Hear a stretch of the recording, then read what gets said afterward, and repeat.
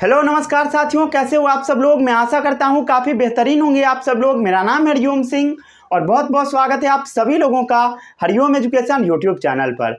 आज से हम लोग क्लास 10 का एक नया बैच फाउंडेशन बैच शुरू करने जा रहे हैं। आज हम आपको पढ़ाएंगे बेसिक्स ऑफ साइंस। आज हम आपको बताएंगे साइंस क्या होता है, रियल साइंस क्या होता है, स्यूडो साइंस क्या होता है, और साइंस से रिलेटेड और भी बहुत सारा चीज़ बताऊंगा, जैसे father of science, father of physics, chemistry, biology. उसके बाद हम लोग डिस्कस करेंगे क्लास 10 में आखिर पढ़ना क्या क्या है, क्लास 10 का साइंस का सिलेबस। तो आज का वीडियो इंपॉर्टेंट है, सिलेबस वाले पार्ट से आप देख सकते हैं अगर ये सब आपको पता है तब, अगर नहीं पता है तो इसको पूरा देख लीजिएगा। आज के लेक्चर से एग्जाम में क्वेश्चन नहीं आएगा, लेकिन थोड़ा अच्छा लगेगा साइंस पढ़ने में आगे जाकर, इसीलिए आज का लेक्चर इंपॉर्टेंट है। अगर आप इस लेक्चर के नोट्स डाउनलोड करना चाहते हैं तो इस लेक्चर के नोट्स आपको मिलेगा डिस्क्रिप्शन बॉक्स में और कमेंट बॉक्स में, वहां से जाकर आपको डाउनलोड कर लेना। अगर कुछ भी प्रॉब्लम होता है तो आप कमेंट करके बताइएगा, ठीक है। उसके बाद मैं कोशिश करूंगा उसको ठीक करने का, ठीक है। चलिए शुरू करते हैं इस लेक्चर को। अगर आप नोट्स बनाना चाहते हैं तो साथ साथ बना लीजिए, अगर नहीं बनाना चाहते हैं तो कोई बात नहीं है, डाउनलोड कर लीजिए। नोट्स अच्छा सा रहेगा, स्कैन किया हुआ नोट्स रहेगा, आप उसको किसी भी दुकान में जाकर निकलवा भी सकते हो, या प्रिंटर है तो खुद से ही निकाल लीजिए अगर लिखना नहीं चाहते हैं तब। चलिए शुरू करते हैं इस लेक्चर को हम लोग। सबसे पहले हम समझते हैं आखिर साइंस होता क्या है।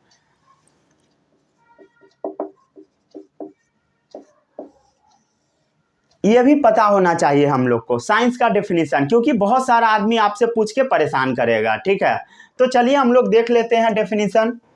साइंस होता है the systematic knowledge of facts based on real experiment and observation known as science।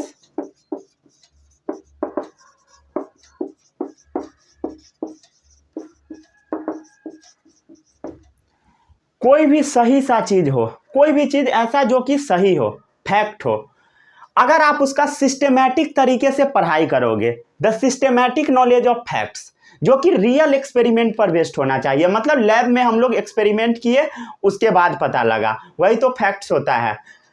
और उससे हम लोग कुछ ऑब्जर्व करें, उसी को साइंस बोला जाता है, ठीक है, समझ गए। अब आता है आखिर ये साइंस वर्ड ओरिजिनेट कहाँ से हुआ। तो साइंस एक वर्ड साइंसिया से ओरिजिनेट हुआ, ठीक है। Science originated from word scientia, ठीक है। कुछ लोग इसको साइंटिया भी पढ़ते हैं, जो आप पढ़ना चाहे वही सही है, ठीक है। Science originated from word scientia, जिसका मतलब होता है जानना, टू नो। मतलब साइंस में आपको हमेशा जानने का इच्छा रखना होगा, ठीक है। अंदर से कोशिश करना है कि ये भी सीख ले, ये भी सीख ले, ऐसा अगर होता है तो क्यों होता है, ठीक है। ये सब क्यूरियोसिटी आपके अंदर जरूर जनरेट होना चाहिए अगर आप साइंस पढ़ते हैं तो। मतलब साइंस में जानना है और बहुत सारा नॉलेज भी गैदर करना है, समझ गए। साइंस का मतलब होता है टू नो या नॉलेज। क्लियर है, इसमें किसी को कोई भी डाउट नहीं होगा। चलिए इसको लिख लीजिए।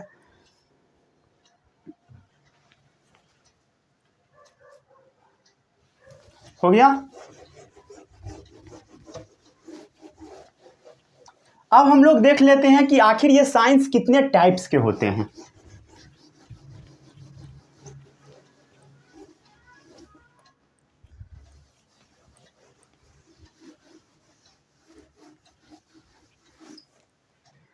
साइंस कितने टाइप्स के होते हैं। तो साइंस मेनली दो टाइप्स के होते हैं, ठीक है। पहला रियल साइंस, दूसरा है स्यूडो साइंस। पहला रियल साइंस, दूसरा स्यूडो साइंस। ये क्या बोला है भाई, देखो भाई, रियल का मतलब होता है ऐसा साइंस जो सच में नेचर में एग्जिस्ट करता है, उसी को हम बोलते हैं रियल साइंस। रियल साइंस का मतलब क्या, नेचुरल साइंस। नेचुरल साइंस मतलब समझते हो, ऐसा साइंस जो कि नेचर में एग्जिस्ट करता है, ठीक है, साइंस जो कि नेचर में एग्जिस्ट करता है, एग्जिस्ट इन नेचर, ऐसा साइंस जो कि नेचर में एग्जिस्ट करता है उसी को हम बोलते हैं नेचुरल साइंस। आपको जो साइंस पढ़ना है वो नेचुरल साइंस ही है, ये जो साइंस आपको पढ़ना है वो नेचुरल साइंस ही है। कहीं कहीं पर साइंस का जो बुक होता है उसको नेचुरल साइंस भी बोला जाता है, किसी किसी स्टेट में या किसी किसी देश में भी आप बोल सकते हैं, सिंपली बोले तो, ठीक है। फिर आता है स्यूडो साइंस। स्यूडो का मतलब समझते हो, स्यूडो का मतलब होता है नकली, ठीक है, स्यूडो का मतलब क्या होता है, नकली। अरे नकली मतलब क्या होता है, फर्जी, फर्जी मतलब फल्स, जाली, मतलब ऐसा साइंस जो जाली है उसी को हम बोलते हैं स्यूडो साइंस, ठीक है। इसको सोशल साइंस भी बोला जाता है, ठीक है। ये मैं नहीं कह रहा कि सोशल साइंस फर्जी है, बट बोला जाता है तो मैं भी बोल दिया, ठीक है, समझ गए, क्लियर है। तो साइंस दो टाइप का है, रियल साइंस और स्यूडो साइंस। अब ऐसा नहीं है कि सोशल साइंस आपको नहीं पढ़ना है, सोशल साइंस भी पढ़ना बहुत ज़्यादा ज़रूरी है। अगर आप सोशल साइंस नहीं पढ़ेंगे तो आप समझ रहे हो ना, सर्वाइव ही नहीं कर पाओगे, समझ गया। सोशल साइंस पढ़ना बहुत ज़्यादा ज़रूरी है, क्लियर है। अगर आप यूपीएससी वगैरह का प्रिपरेशन करेंगे तो आप अभी से ही काफ़ी अच्छे से पढ़िए, ठीक है, ताकि बाद में दिक्कत ना हो। अगर तैयारी करना चाहते हैं तो एकदम भिड़ जाइए, अभी से ही सोशल को एकदम लेके चाट जाना है, समझ गए। चाटना मतलब होता है रट जाना, ये नहीं कि किताब को चाटने लगे, ठीक है। चलिए इसको भी नोट कर सकते हैं आप, अगर चाहिएगा तो कर सकते हैं, लेकिन हम जो आपको पढ़ाएंगे वो सिर्फ रियल साइंस पढ़ाएंगे, सोशल साइंस में नहीं पढ़ाऊंगा, ठीक है। चलिए शुरू करें।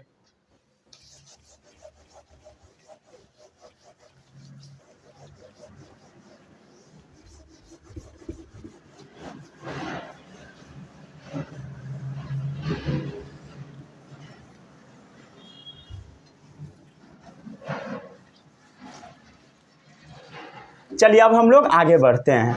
अब हम लोग देख लेते हैं रियल साइंस का क्लासिफिकेशन, ठीक है। रियल साइंस कितने टाइप्स के होते हैं, रियल साइंस या इसी को बोल देते हैं हम लोग नेचुरल साइंस, साफ साफ शब्दों में बोले तो साइंस, ठीक है, जो हम लोग को पढ़ना है।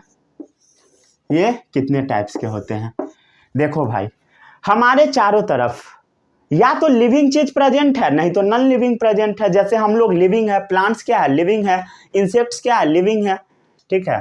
कोई ऐसा है जो कि प्लांट को डेड समझता हो, ठीक है, बहुत सारा बच्चा रहता है। चलिए आगे बढ़ते हैं। मतलब हमारे नेचर में क्या क्या प्रेजेंट है, बता, नेचर में क्या क्या प्रेजेंट है, या तो लिविंग नहीं तो नॉन लिविंग, समझ गया, लिविंग नहीं तो नॉन लिविंग, ठीक है। लिविंग क्या होता है, जिसके पास लाइफ होता है, समझ गया। लिविंग क्या होता है ये सब पता है ना, हैविंग लाइफ, ठीक है। नॉन लिविंग क्या होता है, जिसके पास लाइफ नहीं होता है, जैसे इसके पास लाइफ है, नहीं, ये क्या है, नॉन लिविंग। मार्कर, बोर्ड के पास लाइफ है ना, ये क्या है, नॉन लिविंग, समझ गए। अगर आप लिविंग का स्टडी करोगे तो इसी को बोला जाता है बायोलॉजी, समझ गए। स्टडी ऑफ लिविंग ऑर्गेनिजम्स को क्या बोला जाता है, बायोलॉजी, राइट, सही है। इसमें किसी को कोई भी डाउट नहीं होगा, नहीं ना है। अब ये जो बायोलॉजी है इसका एक और नाम होता है, इसको हम लोग बायोलॉजिकल साइंस भी बोल देते हैं। क्या बोलते हैं, बायोलॉजिकल साइंस, समझ गए। अब ये जो बायोलॉजी है ना, इसको फर्दर दो पार्ट्स में तोड़ दिया जाता है। पहला है जूलॉजी, या इसको आप जूलॉजी भी पढ़ सकते हो, और दूसरा है बोटनी। जूलॉजी क्या होता है, जू का मतलब होता है एनिमल्स, ठीक है, और लॉजी का मतलब होता है स्टडी करना। अगर आप एनिमल्स के बारे में पढ़ोगे उसको बोला जाता है zoology, study of animals known as zoology. और बोटनी क्या होता है, स्टडी ऑफ प्लांट्स, ठीक है। बोटनी एक वर्ड से आया है जिसको हम बोलते हैं बॉस्किन, क्या बोलते हैं, बॉस्किन, बॉस्किन, बॉस्किन का मतलब होता है ग्रेजिंग, चरना, ठीक है। तो चरा क्या चीज को जाता है, घास को, समझ गए। तो अगर आप स्टडी करोगे बोटनी का मतलब बोल दो स्टडी ऑफ प्लांट्स, उसी को बोटनी बोल देते हैं, समझ गए। ठीक है, क्लियर? इसमें किसी को कोई भी डाउट नहीं होगा। अब हम लोग आते हैं इधर। अब जो नॉन लिविंग थिंग है ना, वो दो चीज का बना होता है, पहला मैटर और दूसरा एनर्जी। कोई ऐसा बच्चा जिसको ये नहीं पता मैटर क्या होता है? बता देता हूँ, कोई बात नहीं है। कहाँ लिख दूँ? यहाँ पर लिख देता हूँ। मैटर क्या होता है?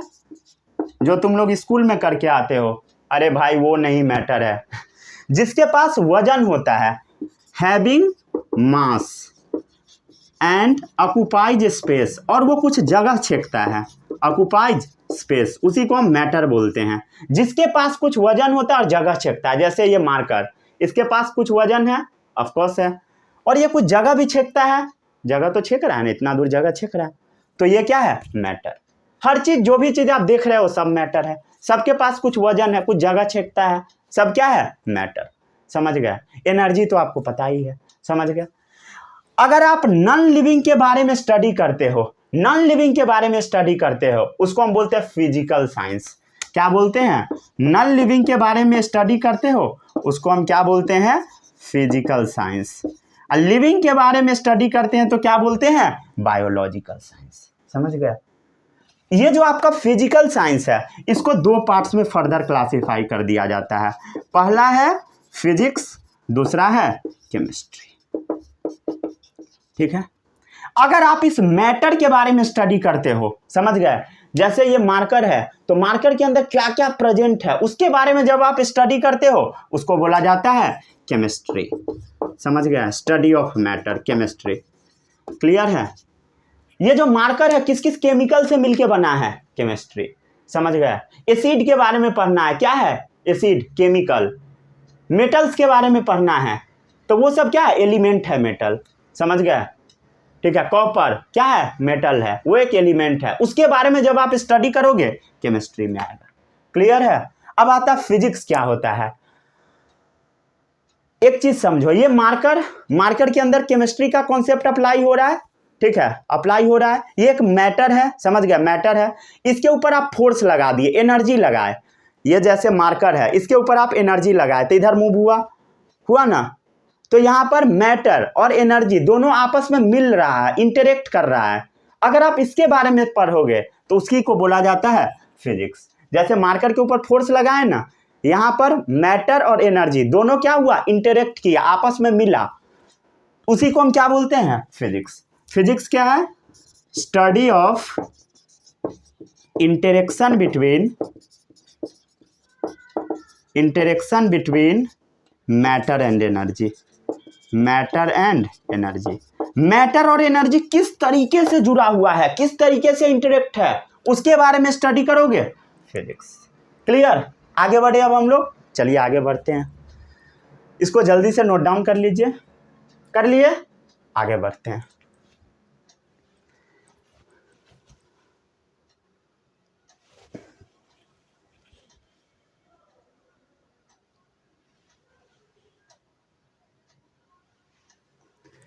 आगे बढ़े, चलिए बढ़ते हैं।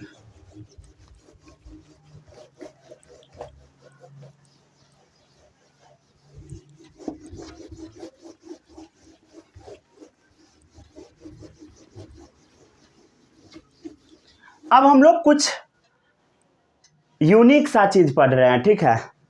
वो यूनिक सा चीज है, जैसे फादर ऑफ साइंस, जो सब लोग पूछ के परेशान करता है। ठीक है?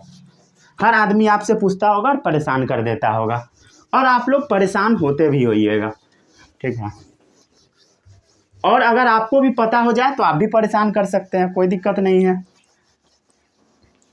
खाली गाली सुनोगे तो मुझे नहीं फंसाना। ठीक है? बहुत गाली पड़ता है भाई। जो भी आदमी क्वेश्चन पूछता है, छोटा बच्चा सबसे जाकर उसको बच्चा से बहुत गाली देता है, इतना देता है कि आप सोच नहीं सकते हो सकता है आप भी देते होगे। चलिए हाँ आगे बढ़ते हैं। अब देखो,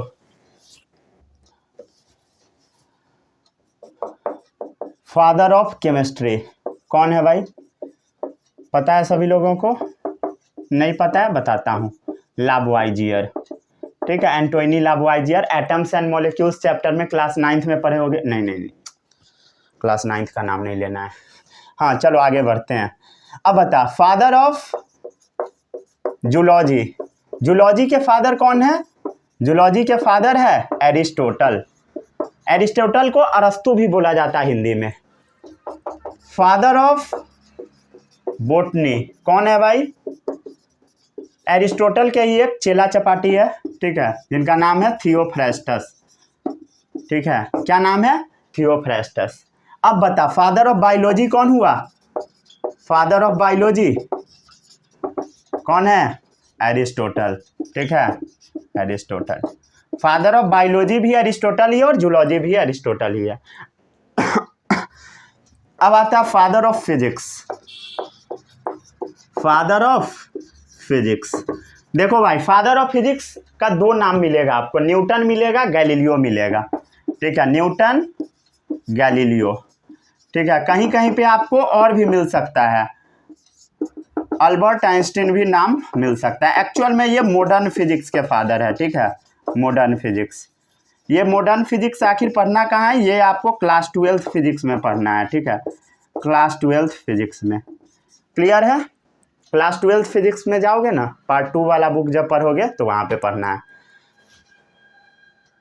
ठीक है, समझ गया? चलिए आगे बढ़ते हैं हम लोग। देखो भाई, अगर कोई पूछेगा फादर ऑफ फिजिक्स, आप तीनों नाम बता सकते हो। अगर अलग अलग साइट पे जाओगे तो कुछ भी नाम आ सकता है, समझ गए? अलग अलग साइट पे ये सब नाम आएगा। तो मैं सोचा सब नाम बता देता हूँ। ठीक है, अब मैं आपसे एक सवाल पूछता हूँ। अब बता फादर ऑफ साइंस कौन है? देख भाई, इसमें भी बहुत लफड़ा है। जो भी आदमी फिजिक्स से रिलेटेड होगा वो बोलेगा न्यूटन को बोलो, वो बोलेगा गैलीलियो को बोलो, वो बोलेगा आइंस्टीन को बोलो। जो आदमी बायोलॉजी से लिंक होगा वो कहेगा एरिस्टोटल को बोलो, जो केमिस्ट्री से लिंक्ड होगा वो कहेगा लावुआजियर को बोलो। इवन अगर आप अलग अलग साइट पे जाके सर्च करेंगे तो सबका नाम आ सकता है। तो आखिर हम बोले तो बोले क्या? तो आप बोल सकते हैं गैलीलियो का नाम। ठीक है, कुछ कुछ ज़्यादातर साइट पर गैलीलियो का नाम आता है, समझ गए? और अलग अलग साइट पे अलग अलग नाम भी आ सकता है, समझ गए? तो एक हम फिजिक्स से उठा लिए, तो एक बायोलॉजी से भी उठा लेते हैं एरिस्टोटल, एक और नाम उठा लेते हैं कहीं से, एक केमिस्ट्री से भी नाम उठा लेते हैं जैसे लावुआजियर। ठीक है, हो गया मन खुश? ठीक है, समझ आ गया? चलिए एक और मैं आपसे क्वेश्चन पूछता हूँ। ठीक है, इसको नोट कर लीजिए।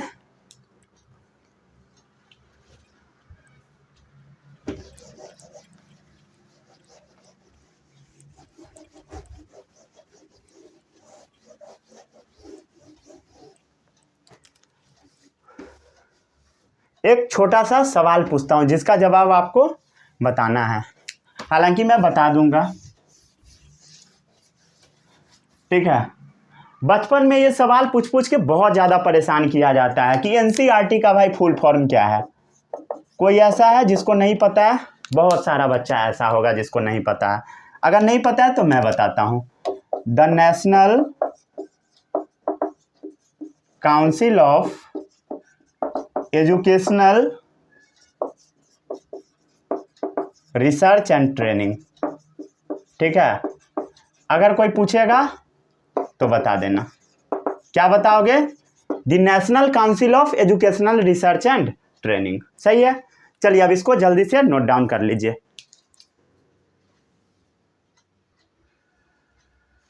सही है? सब दिख रहा है सही से? अच्छा, चलो अब हम लोग आगे बढ़ते हैं। और भी कुछ पूछ लूँ, जैसे सीबीएसई का फुल फॉर्म बता। सीबीएसई, ठीक है, ये फुल फॉर्म आपको कमेंट बॉक्स में लिखना है। आईसीएसई का फुल फॉर्म लिखना है, या जो भी आप बोर्ड से है उसका फुल फॉर्म लिखना है। ठीक है, बिहार बोर्ड, यूपी बोर्ड, जहाँ से भी है तो आप अपने बोर्ड का पूरा नाम कमेंट बॉक्स में लिखिएगा। ठीक है, चलिए अब हम लोग आगे बढ़ते हैं। अब हम लोग देख लेते हैं आखिर क्लास 10 में पढ़ना क्या क्या है। देखो भाई, अगर आप क्लास 10 का एनसीईआरटी बुक उठाओगे तो उसमें टोटल 16 चैप्टर्स मिलेगा, 16 चैप्टर्स टोटल है। ठीक है, जो कि एनसीईआरटी बुक में तो एक ही जगह पे दे रखा है, लेकिन आप अदर पब्लिकेशन का बुक्स लोगे तो उसमें अलग अलग आपको मिलेगा। ठीक है, अलग अलग में। तो चलिए हम लोग समझ लेते हैं।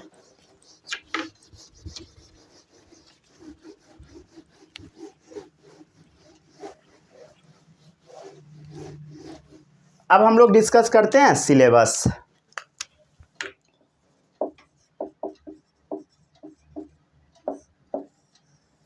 सिलेबस हम लोग डिस्कस करते हैं।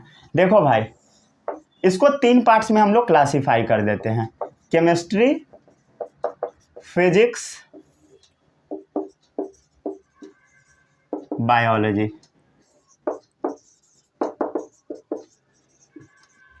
केमिस्ट्री का डेफिनेशन सबको पता है, स्टडी ऑफ मैटर। फिजिक्स का डेफिनेशन पता है, नहीं पता है तो देख लीजिए, study of interaction between matter and energy. ये सब डेफिनेशन में अभी थोड़ी देर पहले आपको पढ़ाया था, ठीक है। और बायोलॉजी का definition, study of living organisms, ठीक है। चलो अब हम लोग आगे बढ़ते हैं।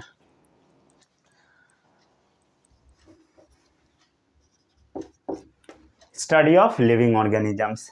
अब हम लोग देख लेते हैं चैप्टर सब। अगर आप एनसीईआरटी बुक खोलोगे तो उसमें सबसे जो पहला चैप्टर है केमिकल रिएक्शंस एंड इक्वेशंस, वो है केमिस्ट्री का, ठीक है। पहला चैप्टर है chemical reactions and it's equations, ये है केमिस्ट्री का चैप्टर, ठीक है। दूसरा चैप्टर है आपका एसिड्स बेस एंड सॉल्ट्स, ठीक है, एसिड्स बेसेस एंड सॉल्ट्स। तीसरा चैप्टर है मेटल्स एंड नॉन मेटल्स, ठीक है। चौथा चैप्टर है कार्बन एंड कंपाउंड्स, ठीक है। पांचवा चैप्टर है पीरियोडिक क्लासिफिकेशन ऑफ एलिमेंट्स, ठीक है, समझ गए। ये स्टार्टिंग से 5 चैप्टर आपका पहले केमिस्ट्री का दे रखा है एनसीईआरटी बुक में, ठीक है। उसके बाद कुछ चैप्टर बायोलॉजी का है, फिर फिजिक्स का है, ठीक है। बायोलॉजी का जो चैप्टर है वो है लाइफ प्रोसेसेस, जिसमें 4 चीज आपको पढ़ना है। क्या क्या पढ़ना है? न्यूट्रिशन, रेस्पिरेशन, सर्कुलेशन और एक्सक्रीशन, ठीक है।